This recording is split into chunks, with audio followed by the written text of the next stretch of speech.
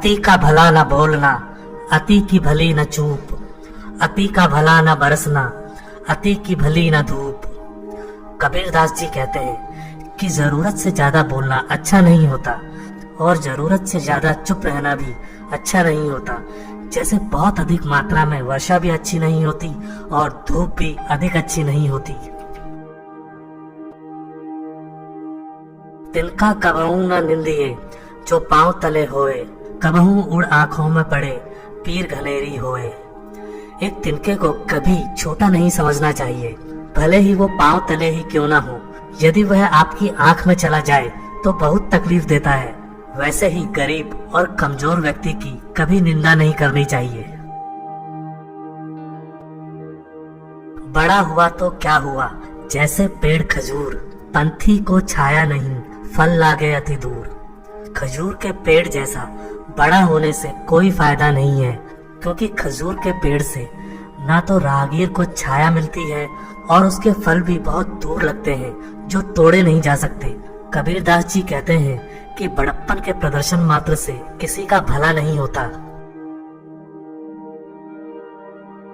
हिंदू कहे मोहि राम प्यारा, तुर्क कहे रहमाना, आपस में दो लड़ी लड़ी मुए, मरम न को जाना। कबीरदास जी कहते हैं कि हिंदू को राम प्यारा है और तुर्क यानी मुसलमान को रहमान। इस बात पर हिंदू और मुस्लिम लड़ लड़ कर मौत के मुंह में जा रहे हैं और फिर भी इनमें से कोई सच को नहीं जान पाया।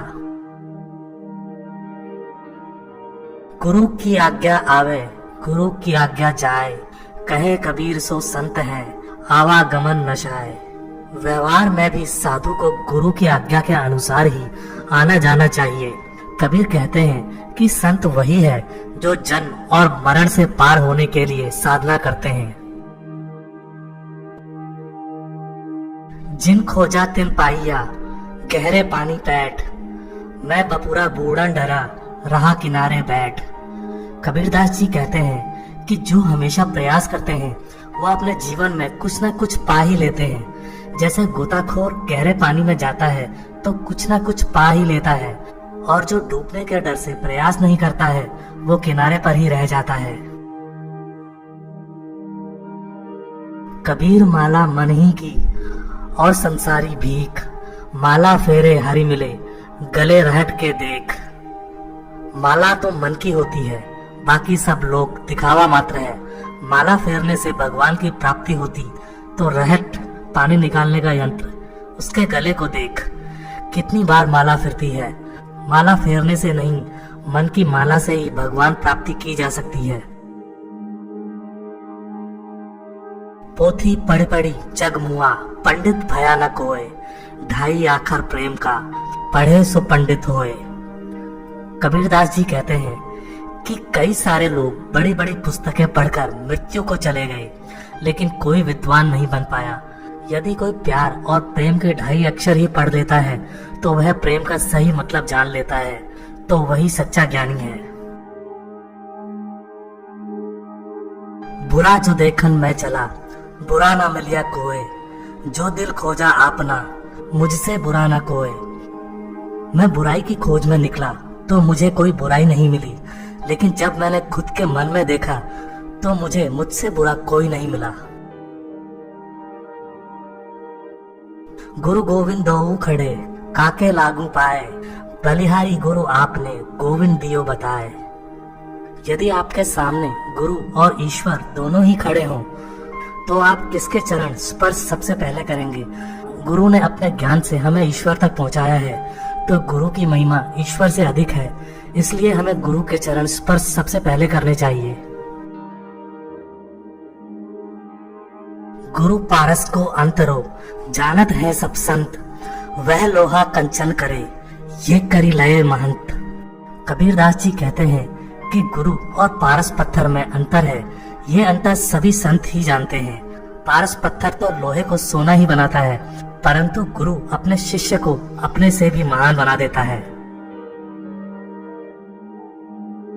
माला फेरत जुग भया, फिरा न मन का फेर, कर का मन का डार दे, मन का फेर। कोई व्यक्ति लंबे समय तक अपने हाथों में मोतियों की माला तो फेरता है, परंतु उसके मन का भाव नहीं बदलता।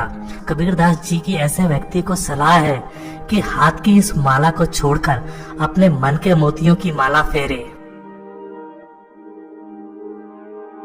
कहे कबीर देह तू जब लग तेरी देह, देह खे होए जाएगी कौन कहेगा देह। जब तक तेरे पास देह है तब तक तू दान करते जा, जब तेरे देह से प्राण निकल जाएगा तो ना ही तेरी यह सुंदर देह रहेगी और ना ही तू, फिर तेरी देह मिट्टी में मिल जाएगी और देह देह नहीं कहलाएगी। साधु ऐसा चाहिए जैसा सूप सुभाए, सार सार को गही रहे थोता दे उड़ाए। इस संसार में ऐसे सज्जनों की जरूरत है जैसे अनाज साफ करने वाला सूप होता है, जो सार्थक को तो बचा लेंगे और निरर्थक को उड़ा देंगे। दुख में सुमिरन सब करें, सुख में करे न कोय, जो सुख में सुमिरन करे दुख काहे का होए। कबीरदास जी कहते हैं कि मनुष्य ईश्वर को दुख में ही याद करता है, सुख में कोई भी ईश्वर को याद नहीं करता। यदि सुख में ईश्वर को याद करें तो दुख किस बात का हो। साईं इतना दीजिए जामे कुटुंब समाए, मैं भी भूखा ना रहूं साधु भूखा ना जाए। यहाँ कबीर ईश्वर से प्रार्थना करते हुए यह कह रहे हैं कि हे भगवान, मुझे इतना दीजिए जिसमें मेरा गुजारा चल जाए, मैं स्वयं भी अपना पेट पाल सकूं और आने वाले मेहमान को भी भोजन करा सकूं। कुमति कीच चेला भरा गुरु ज्ञान जल होए, जन्म जन्म का मोर्चा पल में डारे धोए। कबीर दास जी कहते हैं कि शिष्य पूरा कुबुद्धि जैसे कीचड़ से भरा है, इसे धोने के लिए गुरु का ज्ञान ही जल है। गुरुदेव जन्म जन्म की बुराई को क्षण में ही नष्ट कर देते हैं। कांकर पाथर जोरी के मस्जिद लई बनाए, ताचड़ी मुल्ला बांग दे क्या बहरा हुआ खुदाए। कंकड़ पत्थर से बनी मस्जिद में मुल्ला जोर जोर से अजान देता है। कबीरदास जी कहते हैं कि क्या खुदा बहरा है। या दुनिया दो रोज की मत कर यासो हेत, गुरु चरणन चित लाइए जो पुराण सुख हेत। कबीरदास जी कहते हैं कि यह दुनिया 2 दिन का झमेला है, इससे मोह नहीं जोड़े। कबीरदास जी कहते हैं कि सदगुरु देव के चरणों में मन लगाओ, वहां पर ही सुख मिलेगा। धीरे धीरे से मना धीरे सब कुछ होए, माली सींचे 100 घड़ा रुत आए फल होए। कबीरदास जी कहते हैं अपने मन में धीरज रखना चाहिए, मन में धीरज रखने से ही सब कुछ होता है। जैसे माली यदि पेड़ को 100 घड़े से सींचता है पर फल तो रुत आने पर होते हैं। कागत लिखे सो कागदी को व्यवहारी जीव, आत्म दृष्टि कहाँ लिखे जित देखो तित पीव।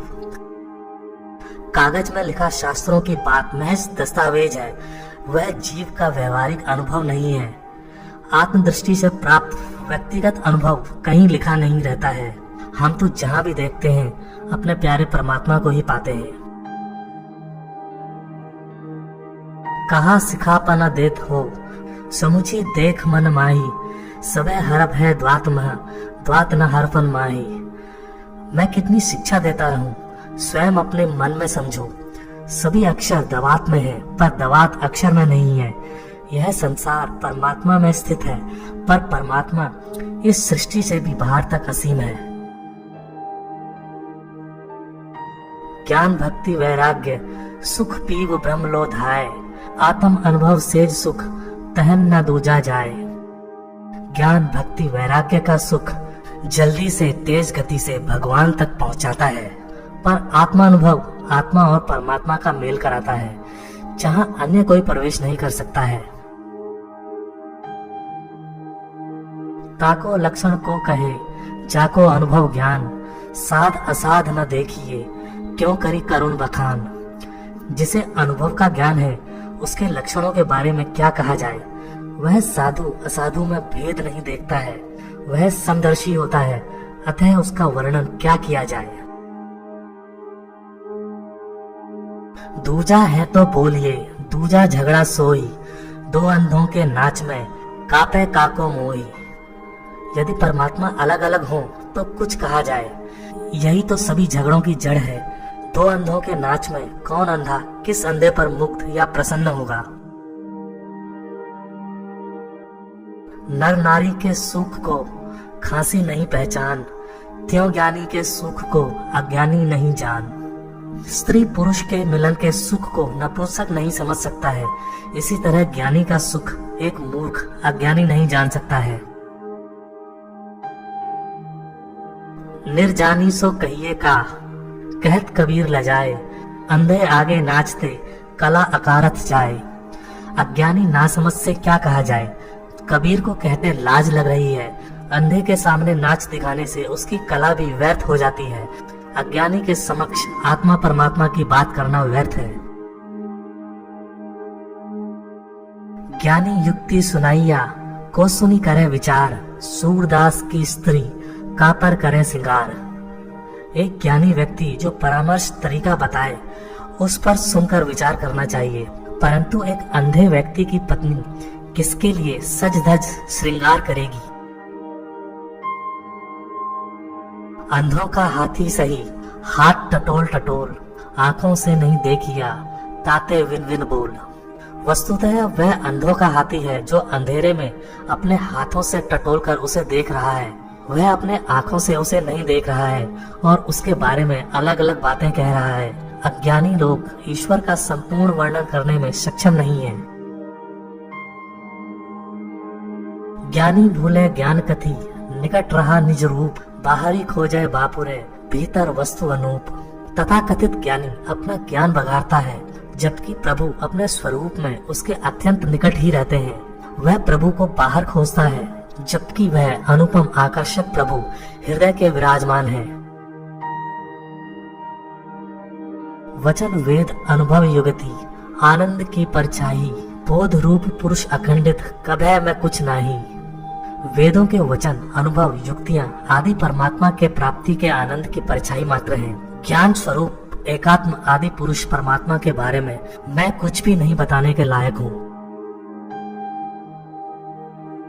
ज्ञानी मूल गवाइयां आप भय करता, ताते संसारी भला सदा रहत डरता।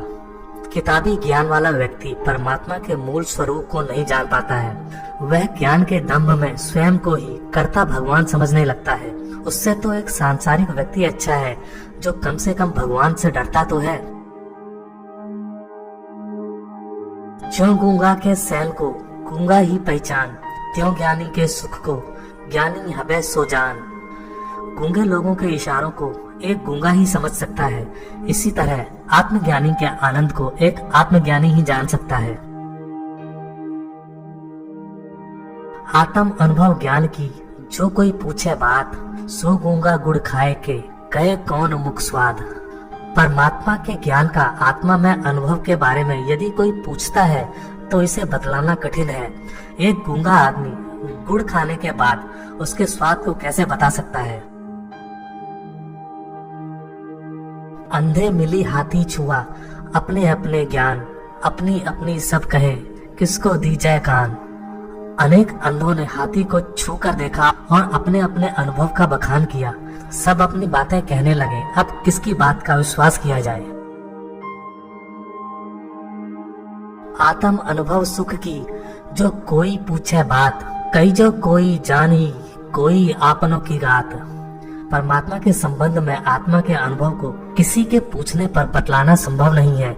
यह तो स्वयं के प्रयत्न, ध्यान, साधना और पुण्य कर्मों के द्वारा ही जाना जा सकता है। आत्म अनुभव जब भयो तब नहीं हर्ष विषाद, चित्रा दीप सम हबे रहे तजी करी बाद विषाद। जब हृदय में परमात्मा की अनुभूति होती है तो सारे सुख दुख का भेद मिट जाता है। वह किसी चित्र के दीपक की लौ की तरह स्थिर हो जाती है और उसके सारे मनांतर समाप्त हो जाते हैं। ज्ञानी तो निर्भय भया, माने नहीं संक। इंद्रिन करे बसी परा, भुगते नरक निशंक। ज्ञानी हमेशा निर्भय रहता है, कारण उसके मन में प्रभु के लिए कोई शंका नहीं होती। लेकिन यदि वह इंद्रियों के वश में पड़कर विषय भोग में पड़ जाता है तो उसे निश्चय ही नरक भोगना पड़ता है। भरा होए तो रीते, रीता होए भराए, रीता भरा न पाइए, अनुभव सोई कहाए। एक धनी निर्धन और एक निर्धन धनी हो सकता है, परंतु परमात्मा का निवास होने पर वह कभी पूर्ण भरा या खाली नहीं रहता। अनुभव यही कहता है, परमात्मा से पूर्ण हृदय कभी खाली नहीं, हमेशा पूर्ण ही रहता है।